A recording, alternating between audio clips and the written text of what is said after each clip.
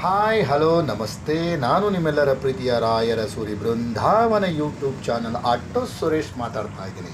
ಸ್ನೇಹಿತರೆ, ನಾವು ನೆಮ್ಮದಿನ, ಶಾಂತಿನ, ಸಂತೋಷನ ಹುಡ್ಕೊಂಡು ಬೇರೆ ಬೇರೆ ಸ್ಟೇಟ್ಗಳಿಗೆ, ಕಂಟ್ರಿಗಳಿಗೆ, ಅಲ್ಲಿರೋ ಟೂರಿಸಮ್ ಪ್ಲೇಸ್ನ ಖರ್ಚು ಮಾಡಿ ಹುಡ್ಕೊಂಡು ಹೋಗ್ತೀವಿ. ಅದು ಯಾಕೆ ಸ್ವಾಮಿ ನಾವು ಅಷ್ಟೊಂದು ಖರ್ಚು ಮಾಡಿಕೊಂಡು ಹೋಗಬೇಕು? ನಾವು ಮನ್ಸು ಮಾಡಿದ್ರೆ ಪ್ರತಿನಿತ್ಯ ನಾವು ಮಾಡುವ ಕೆಲಸದಲ್ಲಿ ನಾವು ನೆಮ್ಮದಿನ, ಖುಷಿನ ಕಾಣ್ಬೋದು, ಹೌದಲ್ವಾ?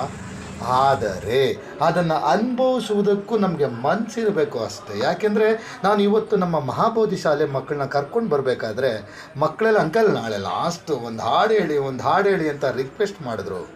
ಆಮೇಲೆ ಏನಾಯಿತು ಅಂತ ನೀವೇ ನೋಡಿ. ನಿಮಗಿಷ್ಟ ಆದರೆ ನನ್ನ ರಾಯರ ಸೂರಿ ಬೃಂದಾವನ ಯೂಟ್ಯೂಬ್ ಚಾನಲ್ನ ಸಬ್ಸ್ಕ್ರೈಬ್ ಮಾಡಿ, ಲೈಕ್ ಮಾಡಿ.